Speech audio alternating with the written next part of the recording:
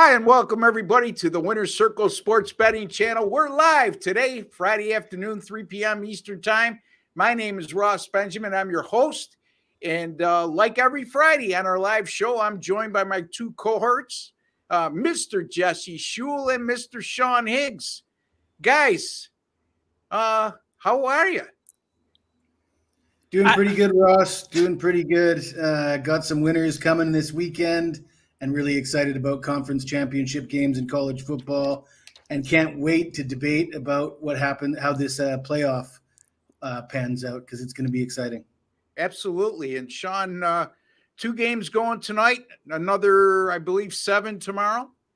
So it's a lot of interesting stuff happening with college football conference championship games, ultimately that will decide who's in. And I don't know, Sean, right now, I guess the only lock you could say that's in, locks, I should say, plural, is Michigan and Georgia. The other 2 spots to me are up for grabs. Yeah. And I say the Georgia one, what if they lose? Are they? Yeah, I mean, how could you leave them out? I don't know. But that's the thing. It's like, oh, here comes it's the SEC. You got to put them in. Why wouldn't you put Washington in there? Why can't you put 2 Pac-10, 12 teams in there? You can. And again, we know what we've seen in the past is the committee, Jesse, seems to and rightfully so. The SEC's been the elite conference for a long time now.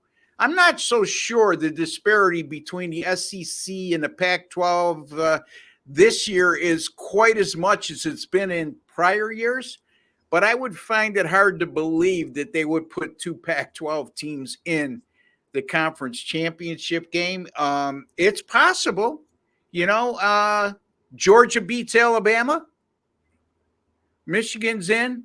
Oregon beats Washington. It's a possibility. That's all I'm saying. So, did you guys see the recent statement from the committee on this? Recently, one of the committee members stated that it's not our job to pick the teams that deserve to be in. It's our job to pick the 4 best teams. Right. And if you want to take that literally, that goes to two SEC teams, because let's face it, Georgia's not going to be a dog to anybody if they're in the playoffs. No. Florida State right now, Georgia versus Florida State. 14. And everybody's taking Georgia. Like if I gave you 14, are you taking Florida State? No. Hell no. Because they're going to lose by 20. Yeah, I mean, I mentioned this the other day when we were talking on the show with Chip, and I said, let me know you're going with Louisville over Florida State. Now, look, the bottom line is when I said that, it was from a football fan's perspective, because to me, who would you think that Florida State has an opportunity to beat anybody if they get to the college football playoff? Let's be hypothetical. No, they'll be a touchdown dog to everybody. Yeah, I mean, there's a good possibility it'll be a blowout. Yes, with their quarterbacks. I mean, it'll be 7 or 8 to Texas. Yeah, probably around 9 or 10 to Oregon. I ask all you Florida State fans out there to chime in, because I know when I mentioned this the other day on the show, I had all these people from Tallahassee area and Florida State faithful coming out of the woodwork telling me I didn't know what I was talking about. And they're a very talented team. They are. They got a great defense. They got no quarterback. They're in the third. Are they in the third string quarterback? Yeah, right. So that's I mean, I don't know. When was the last time somebody won a national championship without a high quality quarterback? Is that a sarcastic question, Ross? Yeah, it is. Because it was Ohio State with Cardale Jones, right? But I mean, right. But he played in the NFL. He put up 60 points in those games. Well, I mean, put 60 up against Michigan or whatever. Ridiculous. And how long ago was that? Yeah, I guess that was 5-6 years ago. Okay, so I mean, unfortunately, Cardale Jones is no longer. Isn't he the quarterback that got killed? I'm not sure. No, that's Haskins. Okay, yes. All right, but Cardale Jones, he did make it to the NFL. Do you see this Florida State quarterback right now as we speak? Cardale Jones was drafted in the NFL. Do you see this guy as we speak right now, who's their current quarterback, playing in the NFL someday? To be honest, Ross, I can't offer an opinion on a guy after one road game at Florida. Okay. And in my opinion, and I don't know if this guy is actually out, like Sean alluded to, there's some rumors on the internet right now that he might be out and they might be down to the next man up. Yeah. But if it's him playing and we're going to make a rush to judgment and say this guy sucks because he sucked on the road at Florida, and Florida, this is what I'm hearing in the forums, and this is what the general public is telling me is this guy sucked last week at Florida. Florida sucks. He sucks. And I can't really say any of that was untrue last week, but that doesn't mean it's going to be true this week. Yeah. I mean, I might be a better quarterback. We just don't know, I guess, if you want to use that. Listen, if Florida State gets into the 40s here and puts up a good win, this team beat a good LSU team to start the season, right? Yeah. So if they win this game 45-24, I'd be like, you know what? You have to put them in. They're undefeated. Right. And the argument there is going to be like, even if they win, it's like, how do you put them in? They got a backup quarterback in. Well, they still won. No one's taking points away from Alabama when they struggle to beat South Florida. No one take points away from Washington or Oregon if they have a loss, right? It's your starting quarterback has a bad game or your team has a bad game. They're not taking away from that, right? No one's saying, well, Ohio State shouldn't get in because they lost to Michigan. They're like, oh, they should get in because it was Michigan, right? I mean, that would be the argument for them. How long?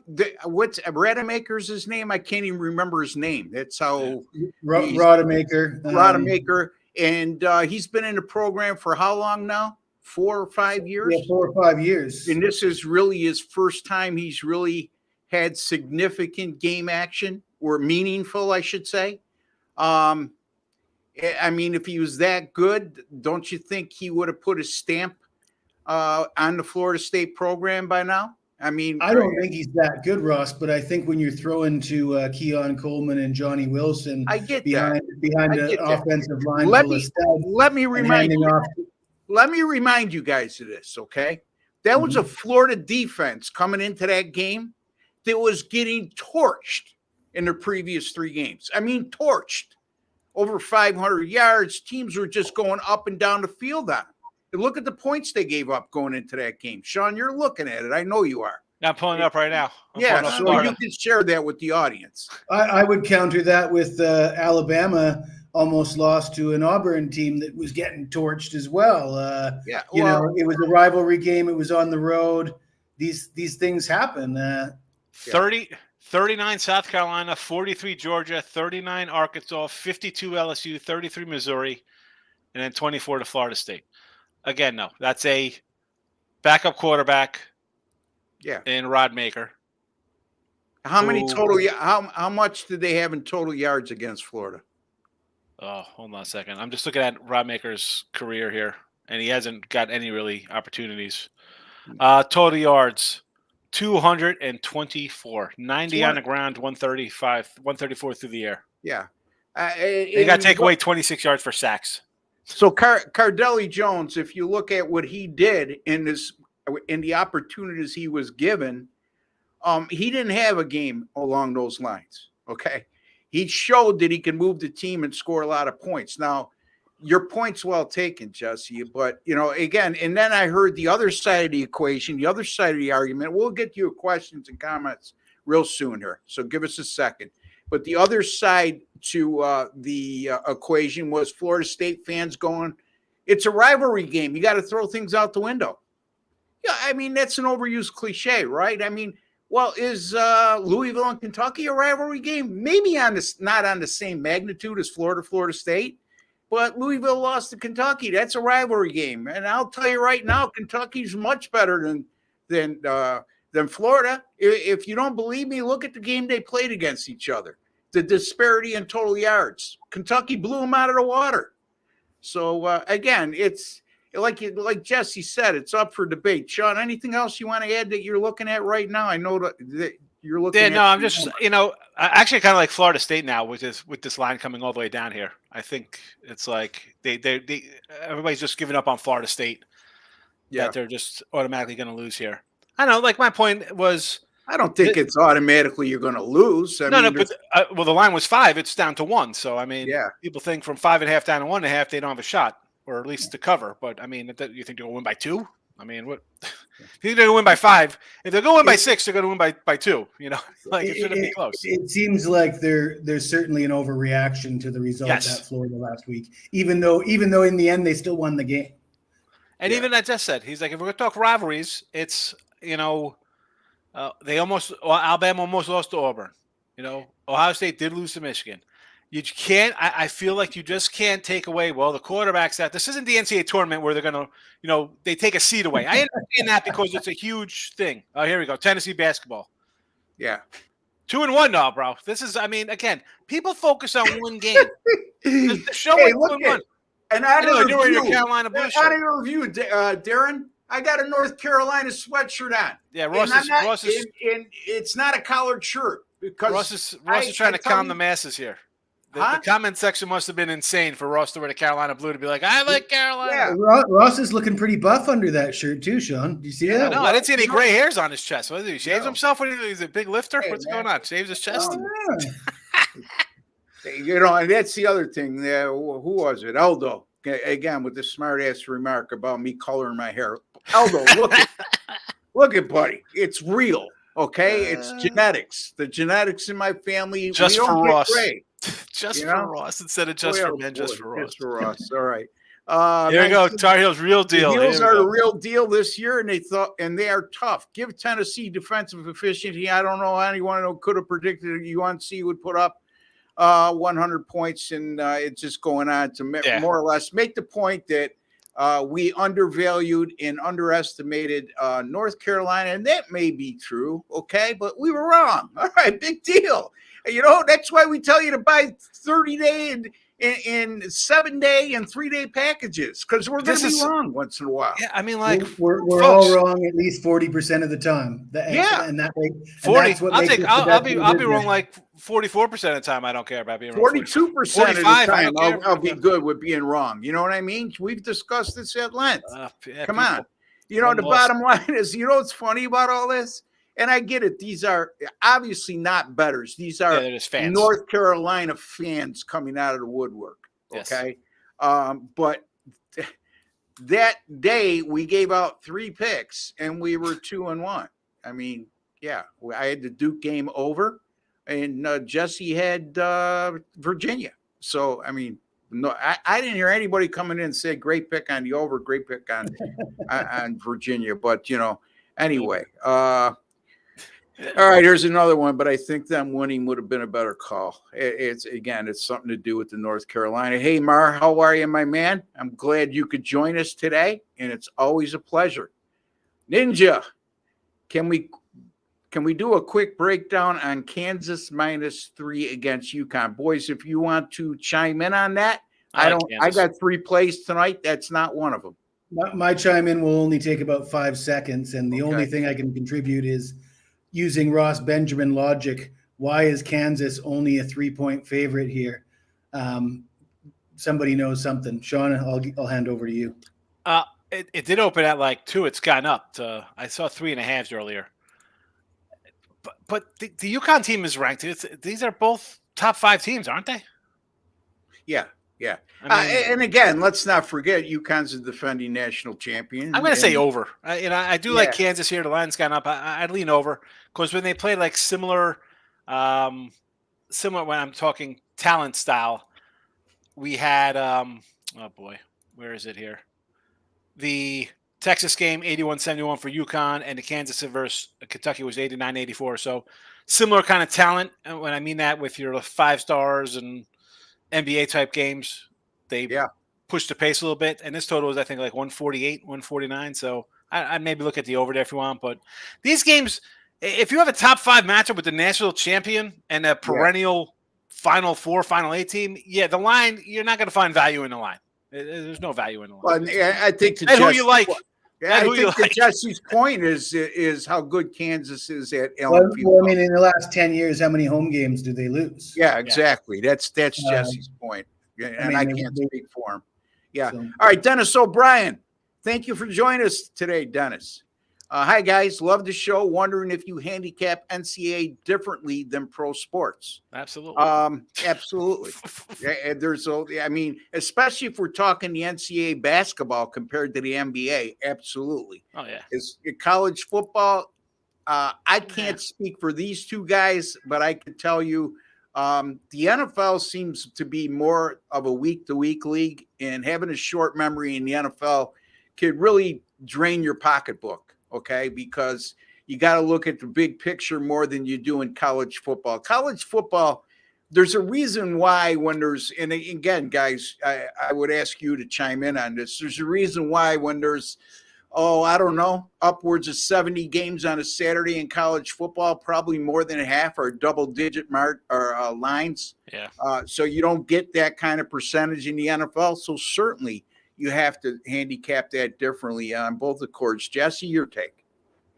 I think the situational spots, your letdowns, your look aheads, your sandwich games become a little bit more key in the college game. The things like the top team, I talked about this the other day when Purdue moved to number one in the rankings, and you have that curse of the number one seed seems to be the case. As soon as a team ascends to number one, they get picked off.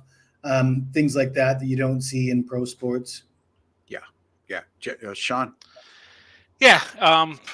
NBA, I mean, you can't even compare NBA to college hoops. Right. Two totally different things. And NFL, it's just a different kind of – they're the same, but they're not the same. Like, a loss in college and you're done. An NFL team could lose 4 games and still be a Super Bowl team. So yeah, I mean, in the NFL, correct me if I'm wrong, guys, the parity, I mean – we're talking about 32 teams compared to 126 in Division I college football or the FBS level, whatever way you want to phrase it. There's going to be more parity when we have a championship game with a 22-point spread tomorrow. Yeah, Michigan and Iowa, right? That speaks volumes right there. Also, another one, Liberty tonight is minus 10.5. Yep. Texas tomorrow is minus 15. I'm just naming what's coming off the top of my head here. What else? Let me look here. Is there any other double-digit? Well, I mean, Oregon's 9.5. Oregon was up to 10. I think this morning, if you woke up early this morning, it was 10s across the board. And there's been some buyback. I think the public loves Washington. Yeah, and that's about it. What is that? That line is 17. That game's in Oregon, line 17. Yeah, well. Right? I mean, how's it 10 on a neutral? Well, let me say, I'll tell you what Chip Chirimbus has told me for years. The odds makers, let the odds makers speak to you, Sean. I thought it'd be a Newt Rodney quote. Yeah. But is it the Four horsemen say when you see a line like this? Well, what was the opening? I mean, to me, it opens at 7.5, and then it immediately. The opening line to me, the opening line, Jesse, speaks volumes to me too. Even that 7's a big number. Yeah. So, Ken. Hey, Ken. Ken Dworznik. Thank you for joining us, Ken. We appreciate it. Have a great weekend, guys. You as well, my friend. Always appreciate the show. Thoughts on Rams Cleveland game Sunday. I lean LA on money line, but Browns with the points. We're going to discuss that game. Actually, folks, we're going to be discussing 3 NFL games very shortly. So, Ken, if you could stay a little bit patient, we'll get to that. It's actually my assigned game. And I don't have the side on that game. I'm going to have the total. So if either one of you guys want to chime in terms of Ken's comment and what he feels about the Rams and Cleveland game, feel free to do so. Sean, you have any take? I got the Rams at -1 earlier. Now it's moved to what, 4? Is Joe Flacco quarterbacking? Joe Flacco will be the starting quarterback. Yes. I mean, do I want to? I'm not a huge fan of laying any kind of number with the Rams, but when's the last time Flacco played? Last year? Yeah. The line, I have an opening line of 5.5 in this game. I had a 1. Yeah. Now I don't know if that was put the opening line. I got that from Wager Talk. That had to be like Sunday night or for Monday, the week. Yeah, Sunday night. So now it's down to. I got 3.5 at that right now. I mean, 3.5. I could live with 3.5 because I don't think the Rams are a good team, and I think Cup's not healthy. But you got Manchu, Pichu, Pikachu, I don't know, Pancho. Yeah. Sancho. I don't know who that guy is. Tutu Atwell. I mean, you got some young guys there with Stafford, but and you got like McVay as a coach. Jesse, the Browns. You got to run to that game, Ken. Out of all the games, you're going to go. Hi, Flacco's playing. Let me run to this game, guys, and play it. And he did play last year. He looked terrible. He's 47 years old. The guy asked the question, Sean. You don't have to insult him. The guy. I know. I just maybe we think there's better games on the board, but I get questions sometimes on games, and you're like, "Wow!" Out of all the games in the end, I get it. I get there's a dozen of them, and some of them are bad, but that game. I could say this. The Browns have hung their hat on their defense this year a lot. And if you look, they're number one in total defense for the year. But I would look at the disparity in their defensive numbers at home and on the road. Drastically different. They give up like 85 more yards on the road than they do at home, or actually more than their season average, which would probably be a heck of a lot more on the road than at home. And they're also giving up 29 points per game on the road, and they're only giving up 19 for the year. So, again, their defense is a good one, no doubt about it. But for whatever reason, they don't perform as well on the road than they do at home. So, something else to keep into account. Dan, hard to say what a full week of practice will. I think he's referring to the Florida State quarterback. Yeah. Good point, Dan. As always, it's just plain different when a home team against a rival gets a taste of blood in the water. Florida State with the backup gave them huge boost of energy and hope of an upset.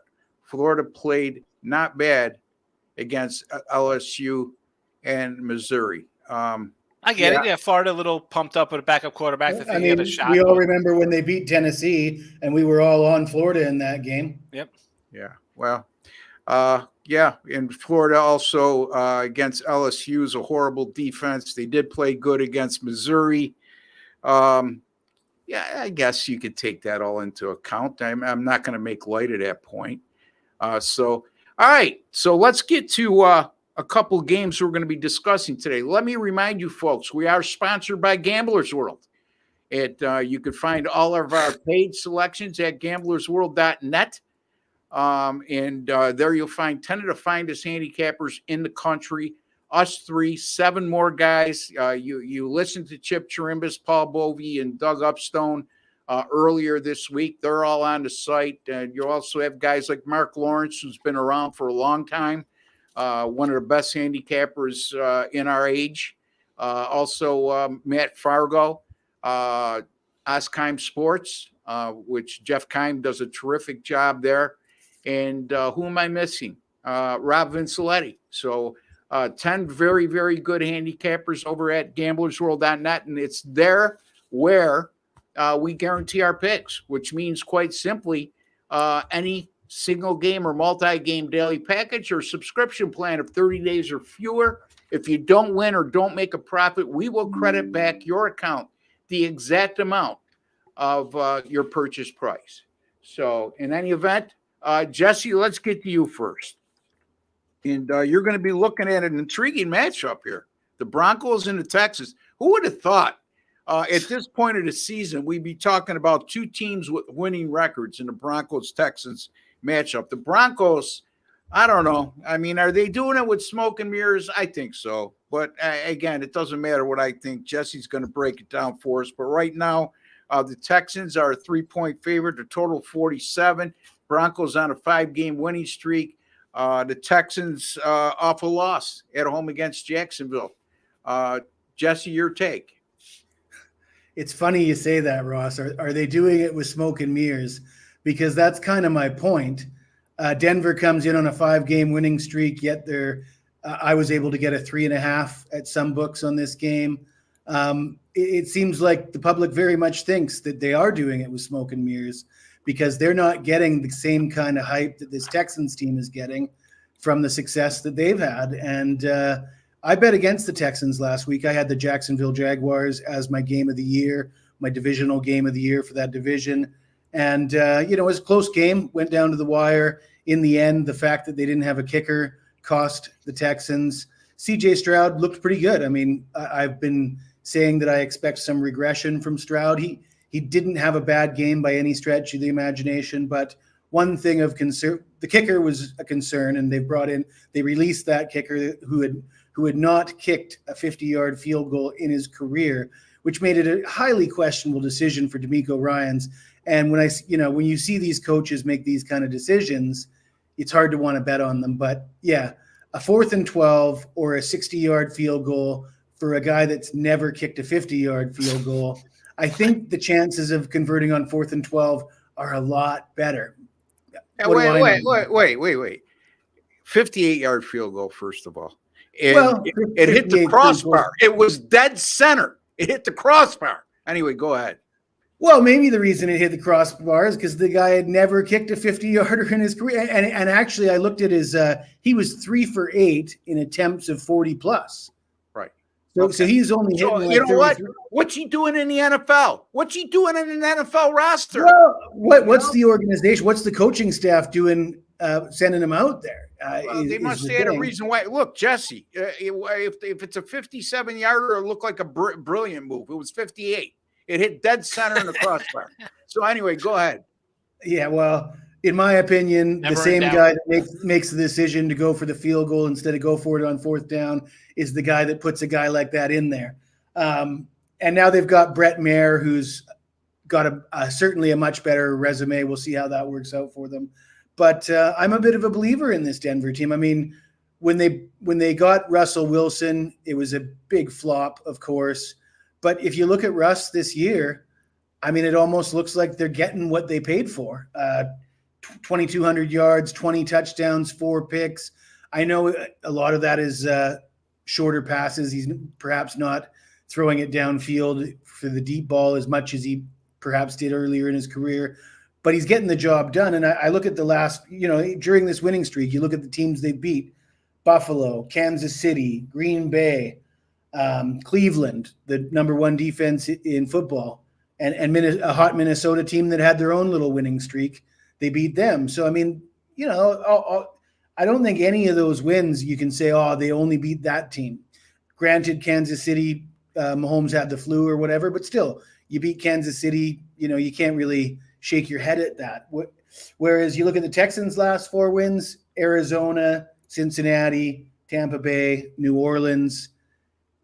All those teams are not going to the playoffs. They lost to Carolina. And they lost to Carolina. Yeah, that is a sad state of affairs. Yeah, I'm still of the opinion that if one of these teams is doing it with smoke and mirrors, it's the Texans. Also, their stud offensive lineman goes down and he's on the IR now. After he went out last week against the Jags in the final series, Stroud was sacked twice on that final drive, ultimately leading up to that long field goal attempt. That could be a factor here as their offensive line is looking to patch itself back together. But I'm definitely taking the points with the Broncos. All right, so Jesse likes the Broncos plus the 3. I will tell you this. The Broncos are on a 5-game win streak. They forced 16 turnovers in those 5 games. They are a plus 13 in turnover differential in those 5 games. God bless them. They earned it, okay? There's nothing flukish when you can create that type of turnover differential and that many turnovers on defense. But let's not lose sight of the fact that's been a key cog in them winning games during this win streak. On top of that, 3 of those 5 wins came by 2 points or fewer. So it's not like they're blowing teams out. And even last week in a 27-12 win against 29-12, against Cleveland, they had less than 300 yards of offense in that game, and they benefited from 4 Cleveland turnovers. Let me remind the folks, Houston's only turned the ball over 11 times all season. They didn't turn it over last week in their 24-21 loss at home against Jacksonville. And I had Jacksonville, I believe, on the show, and I definitely had them as a premium paid selection as well. So it's not like I'm in love with Houston, but Sean, I don't know. You want to know why people think that Houston's a lot more legitimate than Denver? I guess the eye test is why. I mean, if you watch both of these teams at length. First, Russell Wilson is a veteran quarterback and a stellar resume throughout his career. But when it comes to his resume being stellar, it hasn't been as a member of the Denver Broncos, because last year he was a total flop, and this year it's not like he's putting up these massive numbers that we've seen in the past. What's your take, Sean? No, well, it's the new NFL. Maybe he doesn't have to be massive numbers. He's got, I guess, 20. He's 20-5. I mean, CJ Stroud is 19-6, and so limited interceptions. The thing on Denver to knock is everybody's just going to keep thinking that's 70 points. They gave up 70 points in a game. Exactly what I was people think they're terrible. And the fact, they won 5 in a row. The game they lost before that was that Thursday night or in KC. It was 19-8. Like, the defense, whether they're forcing turnovers or it doesn't make a difference. They're winning ugly. They're still winning games. And Houston, and I was with you guys last week on the Jags, right? It just seemed like Houston's been winning, but it just looked like you're playing against a veteran-type team, veteran quarterback. They're going to choke one up there. And a couple bad losses. I mean, lost at Atlanta by 2. You lost at Carolina by 2. You're home. Should you win this? Yeah. But I don't know. If I could get that hook at 3.5, why wouldn't you take Denver? The defense is playing well, and the offense does enough to win. And, okay, we have a couple 30-point games here at Cincinnati. Bad defense. Tampa Bay, a 39 spot. Now it's 39-37, too. It's like, and Tampa Bay has trouble scoring. So are we really sold on Houston here versus a Hall of Fame quarterback and a Hall of Fame coach? I don't know. I lean Denver here with the points. Why, Yeah. Tough game for sure, but I would probably lean Denver. I don't have anything on this game, but I'm leaning Denver. If I could get that extra half point, I might take Denver in 3.5. Houston won at Cincinnati when Joe Burrow was still the starting quarterback. He did get hurt at the end of that game. But I mean, but the Cincy defense, he had 500 yards. I mean, the Cincy defense is bad, folks. And you're going to tell me the Denver offense is they're not even average. Okay, listen. You like the Texans. I get it. Go ahead. I'll get you a little. hat. It's not that I like the Texans. I'll get you a hat. I'm not. I don't got the powder blue on. I'll get you an old Oilers shirt. It's okay. I think Sean hit the nail on the head when he said that they gave up 70 to the Dolphins, and people can't get that out of their heads. That's gonna. If they make the playoffs as a wild card, can you imagine the first team ever to give up? It'll be some ridiculous talking point, like a 70-point team never. I mean, stop it. They got a bit. They ran into a hot Miami team who hasn't looked the same since then. By the way, I mean, so last time Miami put up a bunch of points. So a perfect storm of them playing terrible to start the season and getting caught flat-footed. Bad spot on the road. I mean, forget about that game. The defense Let's look at Denver's last 6 games. They've scored 19. They've scored 24 points or less in 5 of those 6. They scored 29 against Cleveland last week because of the turnovers, but they only had 294 yards. Short field, you don't need yards. Against let me finish here, Sean. Then you could say whatever you want to say. Against Kansas City on the road. This is their last 6 games. 197 yards of total offense. Against Green Bay at home, they win 19-17, 339 yards, which was their peak during its last 6 games. And then the last 4, 240 yards against Kansas City, exactly 300 yards against Buffalo, 295 yards against Minnesota, and then last week, 294 against Cleveland. Okay. And the bottom line is they faced backup quarterbacks in each of their last 2 games. So I don't know. I'm not saying. Bro, look at it this way, though. Kansas City is a very good defense for this year and last year. Kansas City's got a good defense. Green Bay, for whatever we want to knock on Green Bay, they do play defense and don't really allow a bunch of points themselves. And they played Buffalo a week after playing Kansas City. So, they're off their bye week, so it wasn't really the week after. But that's not an easy place to go play and put up a bunch of yards on the road. And then you're on a short week against Minnesota, who, again, as I said, sometimes teams are playing good at a certain time. And Minnesota was sure as heck playing decent ball at that time. So, okay, you don't put up a bunch of points there, but you're playing another good team. Then you have another team, Cleveland, coming in, who's kind of desperate, right? They're off a back-to-back spot off of Cincy and Baltimore. And then you're flying to the mountains. Bad spot for Cleveland, but they're going to bring a little defense. I could offset some of the talking points of a poor offense when you're playing better upper echelon defenses. Yeah. And playoff type teams. All right. And that's Cleveland. In your mind, I'm going to ask you how many points you need to score. Yeah. Well, you know what? In your mind, Sean, as we speak right now, is Denver a better team than Houston right now? I mean, they've won 5 in a row, and Jesse makes a good case. Look, they didn't beat any slouches. Kansas City, Buffalo 6-6, but we all know they're better than. I think they're equal, which is why the line is 3. Minnesota, I think they're equal teams, except one guy's got a young rookie quarterback, the other has got the Hall of Fame veteran sailing into the wind. I think that is the difference. Let's not forget, too. Houston started the year 0-2. They've won 6 of their last 9. And like I said before I got cut off, they beat Cincinnati. They beat New Orleans, who's, I guess, okay. They lose to Atlanta by 2. They blow out Pittsburgh. They blow out Jacksonville. So, I mean, again, there will be the case to be made on either side. The bottom line is our official pick is the Denver Broncos plus the 3. But if we're going to harp on Denver for their scoring, can we talk about a 15-13 loss to Carolina, 21-19 loss to Atlanta, and even beating New Orleans 20-13? I mean, you could talk about clunkers. I mean, that kind of offsets putting up 39 versus Tampa Bay and 30 against Cincinnati, who people have put up 30 on. Yeah. People fall asleep to 5 wins in a row and come hard after a single loss.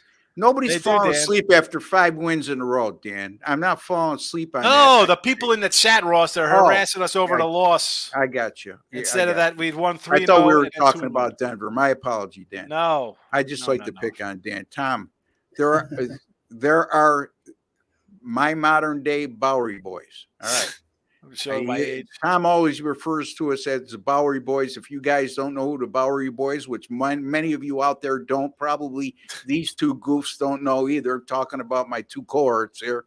The Bowery boys was a popular show back in the old day. And look it up. And I'm flattered by that. These guys should be too. Laughable, I'm showing my age, Ross, although my dad turned me on to them. You'll have to explain it, Sean and Jesse. You guys are my favorite sports guys. Thank you, Tom. I did explain to him, Tom, and I'm sure that I know for sure that both of these guys will eventually go and do a search on the Bowery boys. Yes, and they were much better than being called the Three Stooges from another TV show. And they'll be flattered. I was having this earlier from Scott. I have to buy Miss Clairol for $3 to cover my gray. Yeah, well, that's your problem. Anyway. That was for you, Ross, because someone said you got to be a Just for Men model. Buddy, just this for is Ross. All freaking natural. Get it. There's no Botox. There's no nothing. So have a field day. You had nothing better to talk about. You can't criticize my sports knowledge. So now you got to go after my looks and my gray I'm not hair. going after your hair. Somebody in the comments was. I'm talking to who just made the comment.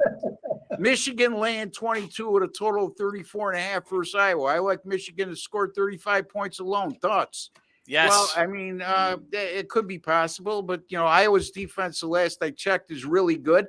Here's what bothers me about that game, okay? And the line has come down a little bit, and I'm interested to hear you guys' take on this. Michigan comes off that huge win against Ohio State. They're virtually a lock to be in the tournament now, the 4-team tournament, I call it. Iowa is happy. They're elated to be in the Big Ten championship game, and everybody's writing them off. And I could see why. I mean, they can't score. Their offense is horrible, but their defense is top notch. I mean, is this a flat spot for Michigan here in regards to the point spread, guys? I'm not talking about an outright upset. I'm talking, is this too many points to give away against a 10-2 team with a stellar defense in a game everybody expects you to win, in a game you're coming off that emotional win against Ohio State and knowing you have the college football playoff coming up? Is it too many points is what I'm asking. Not who's the better team. Is it too many points? Is this a potential flat spot for a team laying more than 3 touchdowns? Sean? No way. I think, this team, Iowa lost to Penn State 31-0 or whatever they lost to. So Michigan's better. Isn't Harbaugh back too? Like, you don't think this guy wants to drop a 40 spot to just spit in everybody's face? Possible. Come on. First half, team total over for Michigan. I think a team total over is better than the twice. I think they're going to score probably 30 themselves. So And really, I'm not going to be shocked if this game is 40-6. The team total for Iowa is what, 6 points? Yeah. 7, like 6.5? Yeah. Well, I mean, Michigan again, in a rout. Michigan's going to score 40 plus, I think. Yeah, the thing with Iowa is, their defense is great, but Michigan's defense is pretty good too. So, I think it's going to be a statement with the whole Harbaugh situation, right? Because Harbaugh's I don't know why they need to make a statement. I mean, that's my point. Yeah, I mean, they just made the statement of all they made a statements statement by beating beating Ohio State. They beat that, but now it's the They coach's I'm in time. agreement with Rob. long. With Now, the coach, Ohio- you don't think he wants to run it up? They're going to try to run him out of here? Get the Why? hell out. Why? Okay, Why? Why isn't Sean? that part of a letdown spot though, Sean? If you just beat Ohio State, and Ohio State's your big rival, and Ohio State's the legit team, right? But now you start to like your own smell. You're a little, you're like, look at how good we are.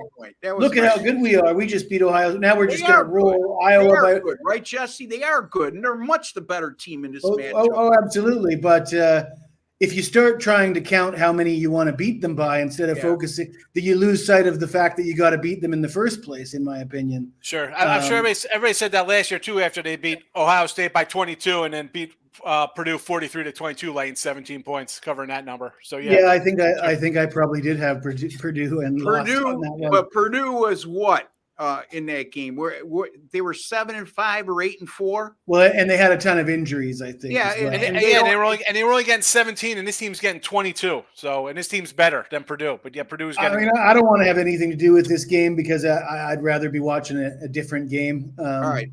So I want to stay away from this game. I just wanted you guys' comments. Joey Chalk there on the bottom of the screen here doesn't think it's enough. So, all right, love your insights and the time you all put in. Well, thank you very much.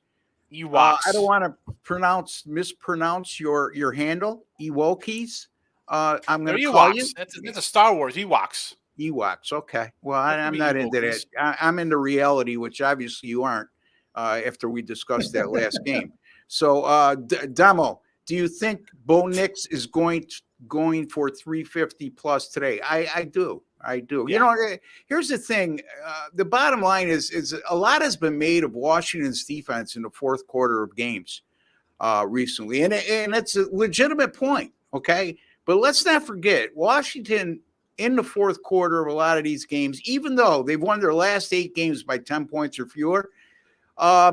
I would say the Washington State game might have been the exception, but they've been playing with the lead in the fourth quarter the majority of the time. So your defense knows when they're playing with the lead, it's much different than if you're coming from behind.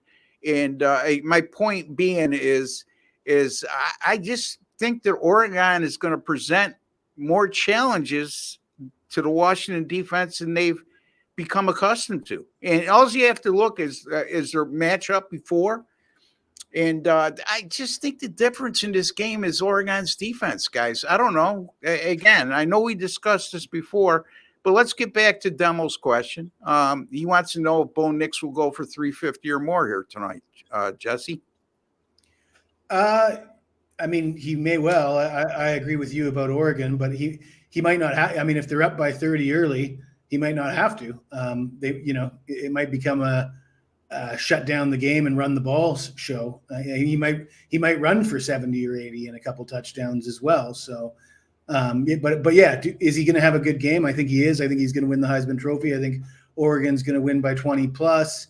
I think it's not just their defense. I think it's their diversity, the fact that they can win games by running the ball. They can win games with their defense.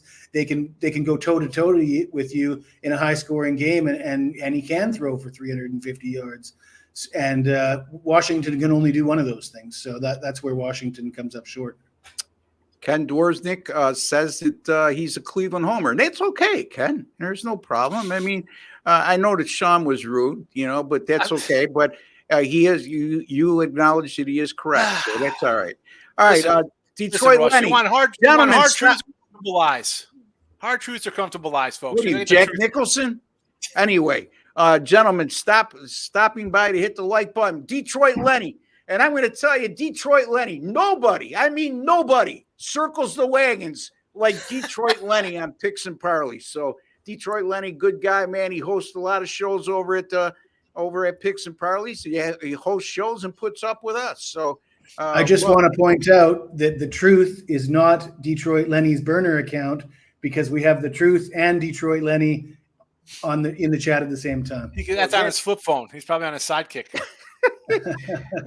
Dan is laughing, so I'm glad you can get a kick out of it, Dan, because you don't have to deal with the guy in the bottom here. So in any event, Jesse's a pleasure to deal with. The other guy, never has a good thing to say about me. He gives everybody a hard time. I love him. He does a great job on the show. Look at Javier's comment. But sometimes, all right, let's get to no. One more comment. Do Javier's comment before we move on. Where's Javier? Where is he? There he is. Javier Fuentes. How are you doing, Javier? I'm glad you could join us today. I love you guys. Ed curly long hair on Jesse. You remind me of the Three Stooges. I do have a wig around here somewhere, Javi. Well, we know that Mo would be Sean, because he's got the bow. Yeah. No, Curly would be Sean. Curly, I don't even know. Yeah, I'm sorry. Thanks for joining us.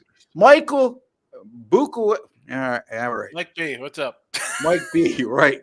Again, Mike, I don't want to butcher your last name. I'll take a stab at it. Bukowicki. How does McCarthy not run the ball last night? 146 left, a minute 46 left, no timeouts for Seattle. That extra minute they gave Seattle, the way Dallas defense was playing, could have cost them the game. So you know what? You can't argue too much about what. I guess it's a good point on your part, Mike. But in terms of Dallas and the way they've been performing offensively, and Sean, you seem to have a handle on this team more than us. I'm go for it. I say go for it because your defense wasn't stopping anybody. And for both sides, it was pass interferences all over the place, huge chunk plays all over the place. So I don't mind going for 7. Like, you're not going to run a ball, but you don't run, then pass. Like, if you're going to go for the end zone, just go for the end zone for 3 straight times. Try to get to 7 and then move on with it, because your defense from the get-go, the first play they gave up was a 75-yard pass. And then there's face guarding. And we saw it on both sides, a lot of stuff. So I don't mind going for a touchdown, right, to put the team away, but go for the touchdown on 1 out of 3 plays? What do we do? The referees, in my estimation, ruined that game last night. There was a lot of action, 41-35. It was pleasing to the eyes with the exception of all the flags. Now, some were well-deserved. Some of them were well-deserved, correct. But it just seemed like Al Michaels said, I don't know what the head referee's name was again. I forget his name, but say it was Joe Smith. Al Michaels at one point said, okay, we're going to let Joe Smith do the rest of the broadcast because he's talking more than we are right now. And that was, because Dallas, the defense, just so like offsides every other play, offsides. Right. And then I had the over last night, so I was quite pleased with the result. Easy winner. Yeah, again, you got a team averaging 40 points a game at home in Dallas. Look at this. Look at Rand. Dan's coming in. Philly, the Eagles, a fraud team. Average quarterback. Talk about winning with smoke and mirrors. Dan, I was going to lash into you last night on Twitter. I saw you put up there like the league is fixed because of some of the play calling. Take it easy, Dan. This is a good one to get people fired up. I could go down this route about Philly and really stir the chat up, but we'll save that for another day. We'll save that for Monday after the games or Tuesday next week. Oh, you know what? I'll talk about that next week when we do Eagles Dallas. We'll really stir up the Eagle base. Here's our owner, Jim Quinn, in the top right-hand side, and he's a big Eagles fan. So you did not make a fan by. Is that an Eagles hat? Oh yeah. Yeah. So again, anyway, Jim's got the power just to ban Dan's rants. You just give him the ban. All right. It's Philly average quarterback. I don't know about that. I've always liked Jalen Hurts. Do I think he's the best quarterback in football or one of the top 2 or 3? Maybe not, but by the same token, I would take him. I think he's top 5. I'm sorry. That's just my opinion. They've definitely been finding some creative ways to win ball games, though. And the bottom line is I've liked Jalen Hurts since college. Look, he lost his job to Tua. He had a great record as Alabama's starting quarterback. He goes to Oklahoma. He wins there. He gets him to the Final Four. He goes into the NFL. Philadelphia takes a lot of heat for drafting him in the first round. And the guy's won at the NFL level. Yep. And he had an MVP-type season last year. So, yeah, I could see a little bit about what you're saying, Dan, and certainly the Eagles' results this year haven't been they're 10-1, but winning a lot of close games. Their defense is what concerns me right now, guys. I mean, the Eagles' defense has given up a lot of yards over the last 4 or 5 games, and that wasn't the case a season ago. But they're fine, again, as opposed to some of these teams that are finding ways to win. You look at the talent on the Eagles roster on both sides of the ball.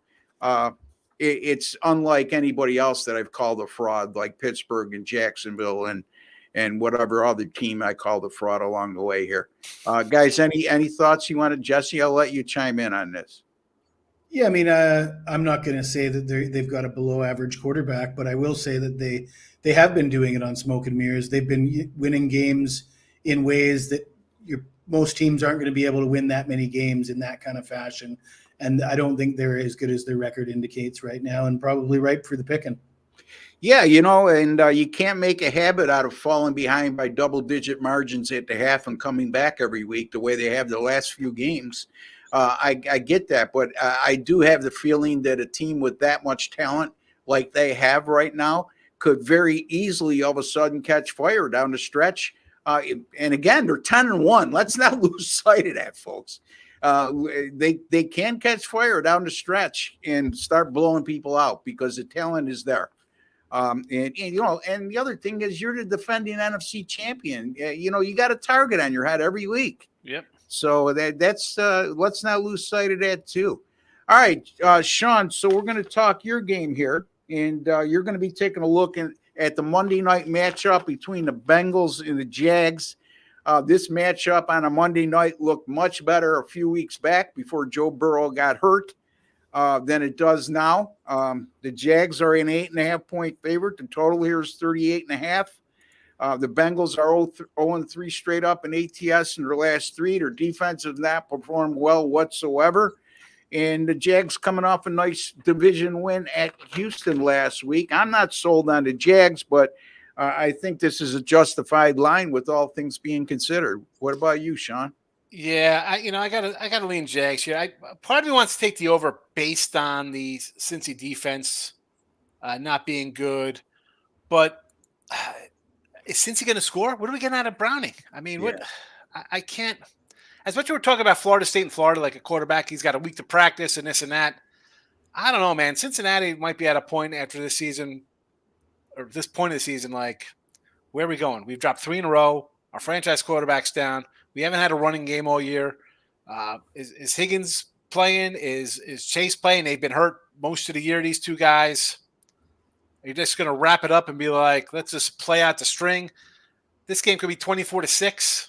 It could be 44-13. I'm more comfortable taking the Jaguars. Jaguars are like a young team with something to prove. So Monday night, I got Trevor Lawrence. He's going to go out, maybe wants to make a statement here. It's my time to shine here. There's no Burrow.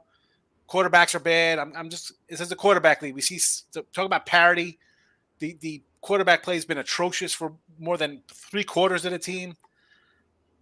Lawrence and Jake Browning. I'm taking Lawrence. I'll lay the 8.5. Should be a 10-point win or more by the Jags here. Nothing really to dig into here with the backup.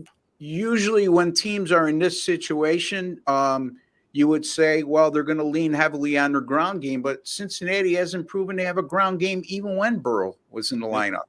Okay, so they were a pass-happy team, and they had to be pass-happy because they really didn't run the ball with any effectiveness or on a consistent basis, let me say. But, Jesse, you've been preaching this all week, and I've preached it many times in the past. So I'm on board with you here. Just because a game is on a Monday night doesn't mean you have to play it. And Sean was assigned this game. So, again, I can't speak for Sean whether he's going to play the game or not on the premium side.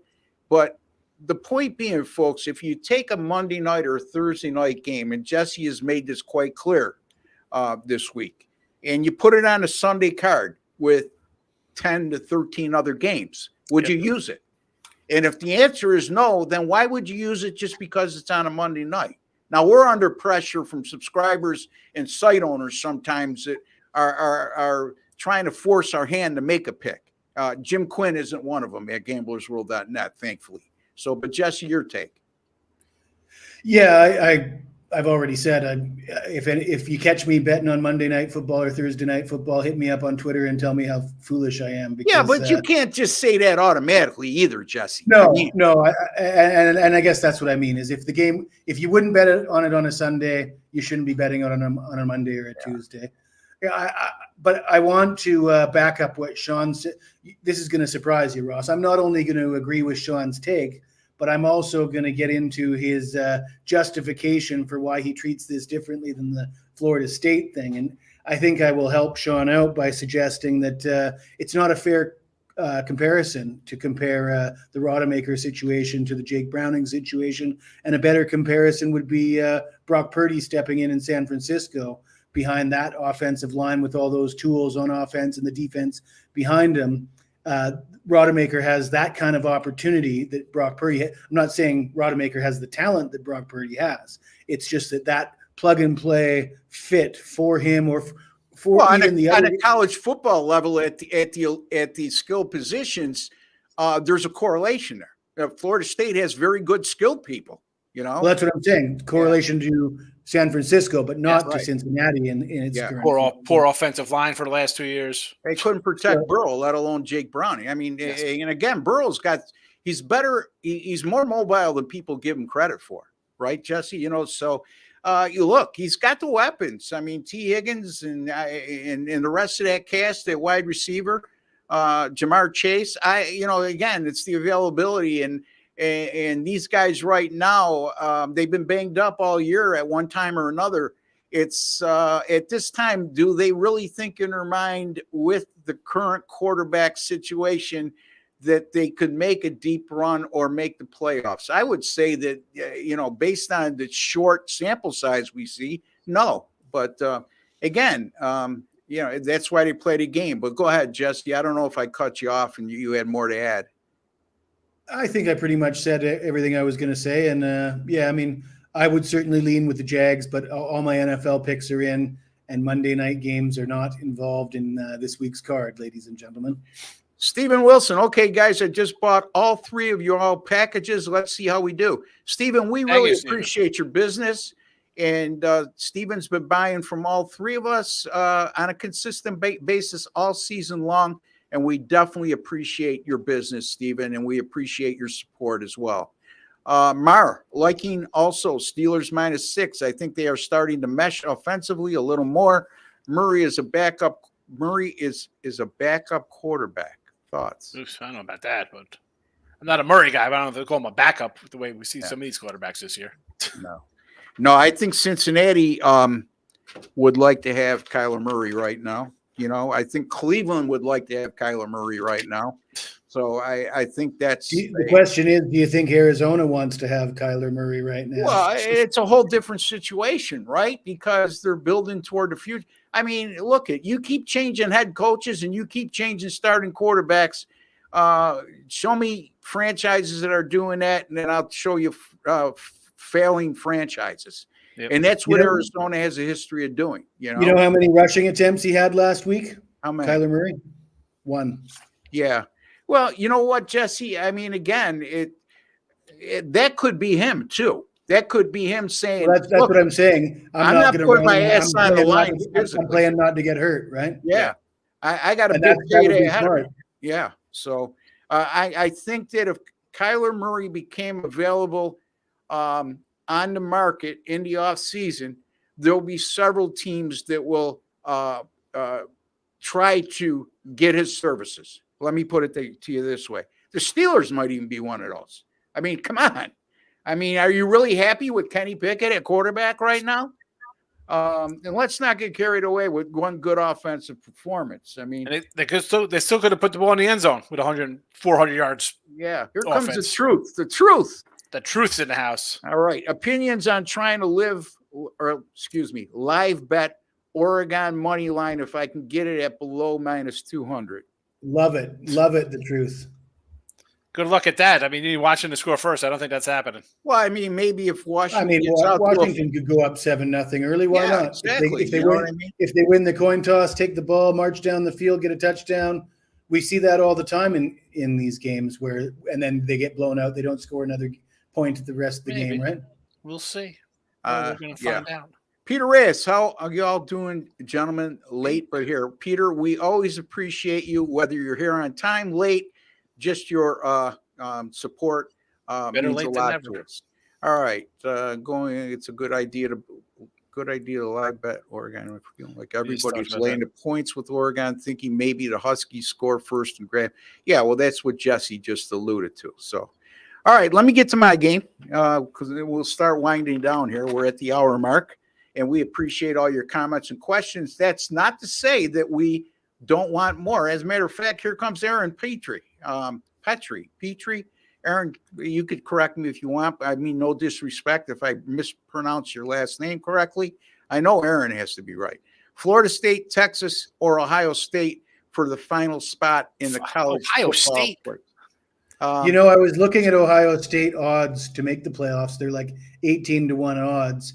And I was thinking, can I find a scenario where they get in? And it was pretty you had to do a lot of mental gymnastics to come up with a scenario that got them in. And I thought, I'm not even going to go there. I would like Texas's odds much better, especially if Florida State loses. Look, Florida State wins. You can't leave an undefeated team out.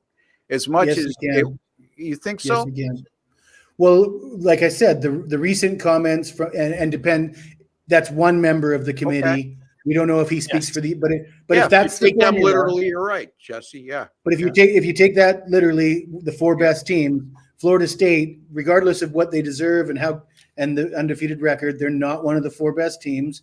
Right. And I guess from one of my points or the main thing here is the committee is likely going to be in a situation where somebody who should be in there is there's only 4 spots and there's going to be probably 5 teams that really should be in there. And with Florida State, if that's the team you choose to leave out, you have a pretty damn good excuse for leaving them out. Their quarterback's out. They would be a huge underdog. And it would be easy to explain to the public, listen, because Florida State, doesn't have their quarterback, we don't feel they could be competitive. How do you argue with that? Yeah. Again, no, that comes down. What if they score 38 tomorrow? I mean, if they score 38 and the quarterback throws for 300 yards, then you have to put them in. But aside from that, let's say they win a close game, and like 13-10. What makes the committee look stupider? Leaving out Florida State or leaving out Georgia if Georgia loses, or leaving out Texas if Texas wins? You can't. I will say this, Jesse, to your point. Okay, and I see this happen in the NCAA tournament a lot. A team gets left out. Now, this is different because we're talking about the top 4 teams in football that we're trying to select here, as opposed to a number 11 or number 11 seed in the NCAA tournament. A team gets left out of the NCAA tournament. They're one of the last teams to be left out, and it's been very transparent now these days, where the committee actually tells you who the last 1 or 2 teams that have been left out. This team goes to the NIT, and everybody thinks that they're going to kill it in the NIT because they're going to prove to everybody that the NCAA tournament, they should have been in the NCAA tournament. That's the furthest thing from the truth, especially if early. I mean, I like to fade teams like that in the NCAA tournament, especially in an early game where they're a double-digit favorite, because their dauber's going to be down. They're not going to be emotionally ready to play that game. At that point, they wanted to be in the NCAA tournament, not the NIT. Now, my point being here, okay, with the situation we're in this year, there's a good chance the 5th team or the first team being left out, or even the 2nd team being left out, will be a double-digit favorite in any bowl game they go to, even a New Year's Six game, okay? Do we look to fade that team in that situation? Because, I mean, the common theory would be, okay, now they're going to show everybody they deserve to be there. I would beg to differ. And say teams like that usually aren't up to snuff because it's a huge letdown to not make the college football playoff. Number two, you also got to keep out an eye on that team for what players are going to opt out now. Now that they're not in a college football playoff situation. So, I mean, quickly, guys, your thoughts on that? One more thing I got to say, though, is the last time the committee made a highly controversial decision was when they put Ohio State in, and then they were vindicated because Ohio State goes on to win it all. Yeah. And that's the thing here. You're going to have that fourth team that's going to get in over somebody else, and it's going to be highly controversial between that fourth and fifth. And they're going to have an opportunity to put a team in there that they think could win it all, right? Yeah. Let's say a one-loss Georgia team gets in on the fourth spot. Well, the committee puts Georgia in. Good chance Georgia just wins it all. And then how do you turn to the committee, give them a finger wag, and say, you guys screwed up? Well, you can't really, right? But if they put Florida State in and they get killed by 20 in the first round, everybody's going to turn around and say, why'd you do? You left out Georgia for this. That's the conundrum that we're in, and I think that's going to be what costs the other conundrum that's going to be is if Alabama beats Georgia.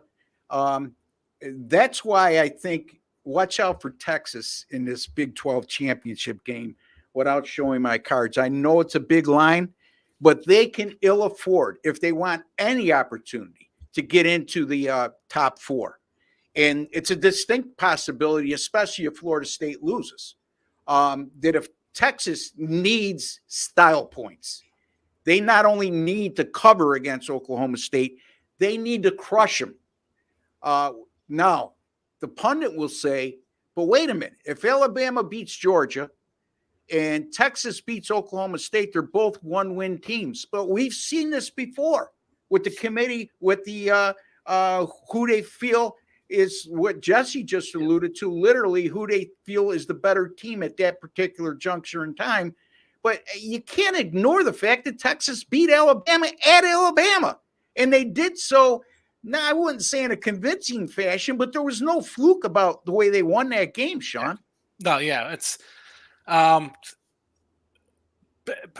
if again, let's be honest. Would they care? They wouldn't care. But like, oh, we still think Alabama's better and Georgia's better.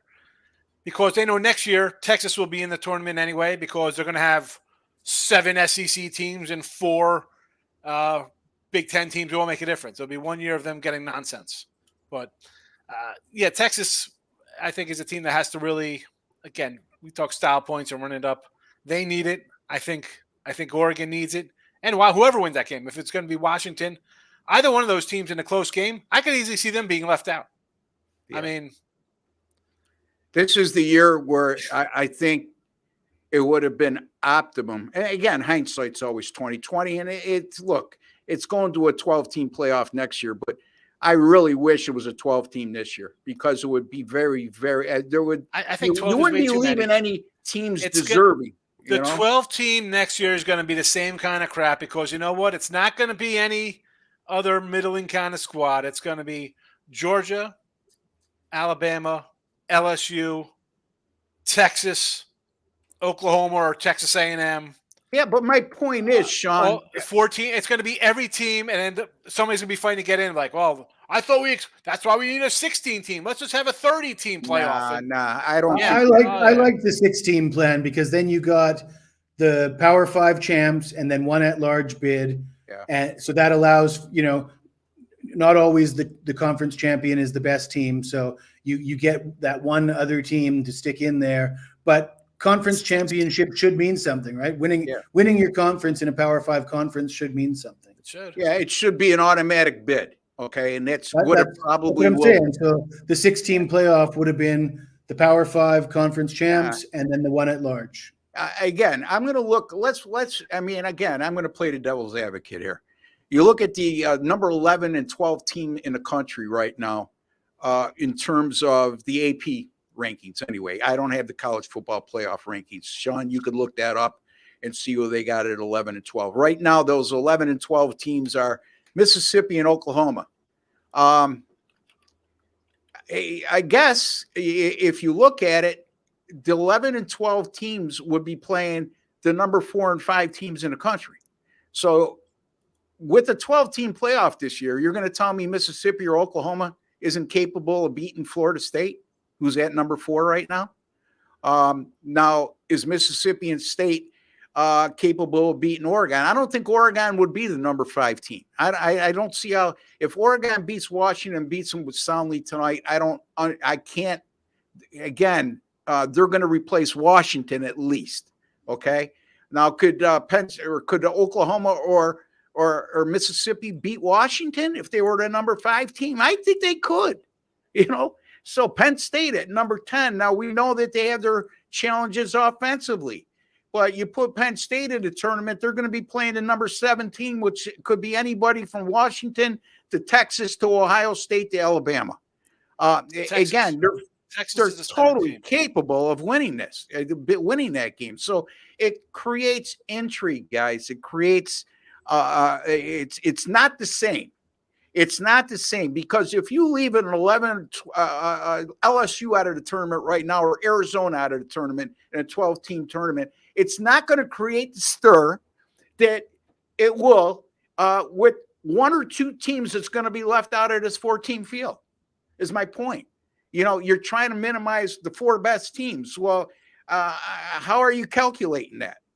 I mean, again, I think Georgia and Michigan are a lock. It's a matter, I think that I don't think you get an argument from anybody right now with Georgia and Michigan, even if Georgia loses to Alabama. Now, if Michigan loses to Iowa, I don't even want to. I don't know. I mean, I can argue that I would put in Texas over Georgia if Alabama beats Georgia, and the difference right now between Alabama and Georgia is strength of schedule and the fact that Alabama played Texas and then they lose to Texas. Yeah. But you know what? Let me tell you, Jesse, they could say whatever they want. We can take them as literally as they want. The most hypocritical organization in sports is the NCAA. Okay? I can agree with that. And the bottom line is they are not going to leave Georgia out of this tournament as back-to-back defending champions because they lost 1 game. This is a program that's won 30 straight games. You're not going to leave them out. It's not going to happen. So get that out of your mind. They're number 1 in a poll. Alabama's 8 in a poll, by the way. Alabama's 8 in the college playoffs, so they have to jump 4 teams. Yeah. Alabama's got to win the game. If they win and win convincingly, and Texas beats Oklahoma State by 3 or loses, though, I mean, if they lose, it's a moot point. If they only win the game by 3, I mean, then, then you have a case, but we'll see. All right, let's get to a couple more comments before we get to my game. What's up? What's up, chat? Seth Chills. Hey, Seth, glad you could join us. The wrong team is favored in the SEC championship game. You got what city in Alabama are you from, Seth? I got Bama money line over 55.5. I think that Sean already said earlier this week he likes the over in this game. Yep. So very good. So let me get to my game here, and then if we have any more questions or comments, we could address them. If not, we'll wrap up. It's been a great show, guys. The Rams minus 3.5, and the total's 40.5 against the Cleveland Browns. We discussed this at length already, this matchup. But Joe Flacco, yes, he's took first team snaps each of the last 2 days of practice. I would be shocked if any other quarterback lines up under center than Joe Flacco here. And that's even if DTR clears concussion protocol. Again, right now, the signing of Joe Flacco to me tells me the Browns are saying we have possibilities to make the playoffs. We have possibilities to make a run in the playoffs with our defense, but we can't do it with a rookie starting quarterback. And we're going to have to sign a veteran. And Joe Flacco has been there, done that. Although, let's not lose sight of the fact, once he won that Super Bowl and got that mega contract, he never lived up to expectations. Having said that, he's probably the best, even with his layoff, the best of the options they have right now. The Browns, this is a Jekyll and Hyde team. I almost said Heckle and Jide, which Sean would have got a kick out. Heckle and Jekyll? Yeah, Heckle and Jide. The Browns are 5-1 at home, but just 2-3 on the road. Here's the other thing with the Browns. I mentioned their defensive discrepancy in the numbers. as opposed from home to away. The Browns have gone 5-0-1 to the under in home games, 5-0 to the over on the road, with an average total score of 54.8 points per game. And Deshaun Watson was not the starting quarterback in every one of those road games. The Browns also, you look at their total defense in the NFL, they're number one at 247.5 yards per game allowed, and number 7 in scoring defense at 19. But like I said, on the road, they're allowing 29.6 points per game, and they're allowing 334.6 yards per game, which isn't bad, right, on the road? Okay, 334.6 yards per game defensively will win you a lot of games, but it's 81 more yards than their season average. And a lot of that 29.6 is the Browns turning the ball over way too much. Offense has been better on the road than at home as well. I mean, on the road, they're averaging 5.2 points per game and over 350 yards. You look at their numbers at home, drastically different again. So some interesting road-home dichotomies for Cleveland when looking at this total. Now, the Rams aren't exactly an offensive juggernaut, but I will give them credit for this. All right, they did play Arizona last week. They did play them, but they played them on the road. And what impressed me, not only with the 37 points they put up, was their balance on offense. They ran the ball 33 times.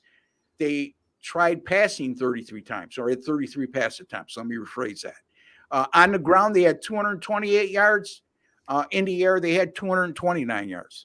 457 yards of total offense.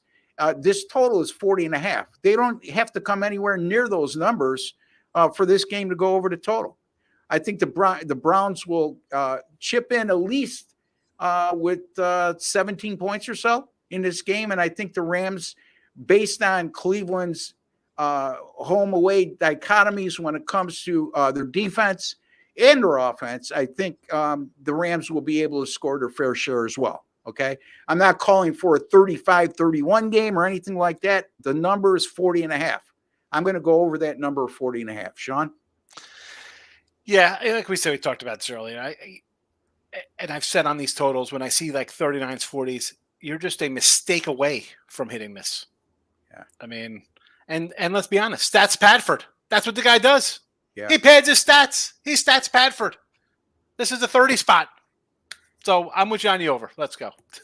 And it's gone up. I think this total's gone up from the open to 38. Yeah. Well, I mean, again, I can't believe that the over has gone up because they're going from DTR to Joe Flacco. Because again, yeah, that's crazy. Yeah, it's Joe Flacco. I just don't think the odds makers are that. Anyway, I'll leave it at that. Jesse. Yeah, I'm seeing exactly what you're seeing, Ross. I like your over, but I like the Rams more. You didn't mention you did mention the Rams ran for 228 yards against Arizona. You didn't mention 6.9 yards per carry, and they just got their running back. So that'll make a difference. And you mentioned Cleveland's defense, home away splits, really key. Also indoor, outdoor. Outdoor on grass, indoor in a dome.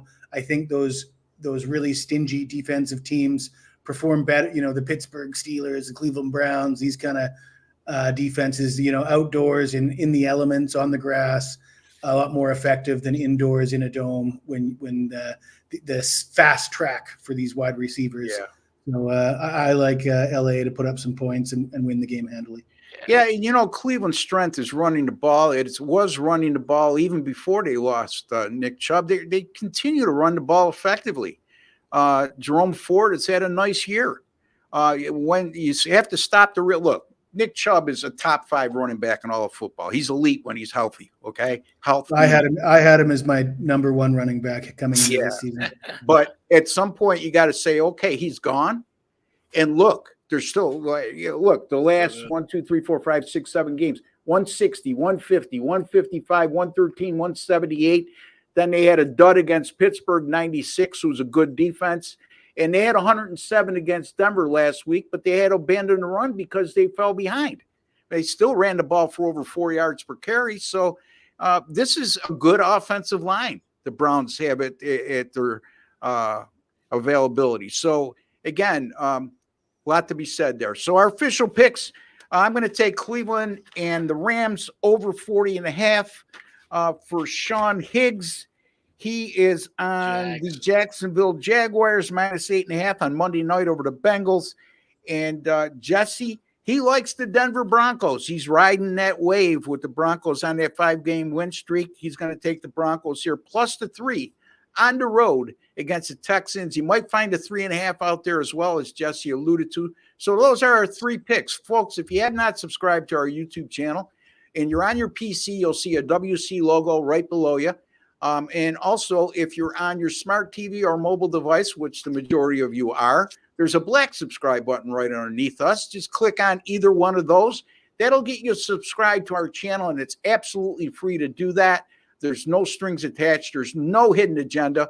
Again, folks, you're privy to the best, I think, I'm biased, the best sports betting podcast. Let me specify that, podcast on the internet today in terms of the format that we use.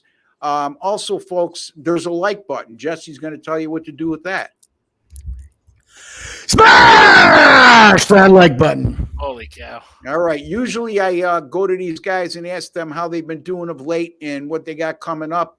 But we're a little short on time here. So let me just tell you, Sean, right now is number 2 over the last 60 days at gamblersworld.net, number 2 in the current season. I'm number 1 in the current season. Jesse has been on a roll of late. In the NFL, he's 12-4 over the last 30 days. He's been picking the spots and doing very, very well by doing so. He's also number 3 over the last 90 days. College football. We look at college football. Sean is number 3 over the last 7 days. Number 2 over the last 60 days. And number 1 over the last 90 days. And number 1 overall in college football. NBA. Sean, who always doesn't like the NBA, but over the last 30 days, actually for the season, Sean is 13-1 in the NBA. 7-0 over the last 30 days. He's not been a volume handicapper when it comes to the NBA, but yeah, you know what? I don't think anybody's complaining at this juncture. Yeah. And that's about it. College basketball, I'm number 2 over the last 7 days. Number 2 over the last 30 days, and number 2 for the season. So there you have it, folks. You can find all of our picks at gamblersworld.net. Once again, we guarantee all our single game and multi-game daily packages, as well as all our subscription plans of 30 days or fewer. If you don't win, you don't make a profit, we will credit your account back the exact amount of your purchase price. And there you have it. Seth wants to let us know he's from Memphis, Tennessee, as an Alabama fan. And Clint also wants to say, late to the party per usual. Talk me off Washington tonight, guys. Yes, don't take them, Clint. Yeah, I would just say don't take them. Right. And like Chip likes to say, the odds maker is speaking to you. And like I like to say, think like an odds maker. Why did Oregon open as better than a touchdown favored against an undefeated team that's ranked higher than them and a team they already lost to already? So just go from there, Clint. So hopefully we take you off that side and we're correct in doing so. Dan, both pro 49ers comments skipped. Really hope the owner isn't upset over that type of thing. I'm hope opposing opinions remain okay, but trust me, Dan, the owner is not. He does. It's all a joke with us. It's only that's just Ross missing him. That's all. He loses his. Yeah, you start talking and then you click off, and you miss where they go because they start moving. Yeah, but that's okay, Dan. It's bottom line is we like to joke about that kind of stuff, and as you well know by now, I never take things too seriously. Nobody learns anything if we don't have opposing opinions from time to time. Exactly. Miami will win by 14, says Seth Chills. All right. Who's this? Dolphins? Yeah, I guess. Who cares? That's hardly a bold take. Anyway, all right. So, again, folks, we will be back on Monday. I will be joined by Doug Upstone at that time. Jesse and Sean join me on Tuesdays, 10:30 a.m. Eastern time. Again, those are recorded Tuesday and Wednesday. We record, so you could find them on archive, and they're usually up by noon Eastern time each day. And also, Jesse and Sean will be back with me next Friday. We'll be doing our live show again. Again, folks, if you don't have it in your calendar, mark it in your calendar. Live show at 3 p.m. Eastern time. We would encourage all of you, like you did today, to comment in question. Your questions are more than welcome. And Clint thanks us for your love, your work. Thank you, Clint. We appreciate that. Until the next time, for Jesse Schule and Sean Higgs and Ross Benjamin, we'd like to wish each and every one of you a fantastic weekend, folks. Let's make a lot of money. Don't forget gamblersworld.net. Get us in on a subscription plan. Give us a chance to make you money over the long haul. Take care and God bless, folks.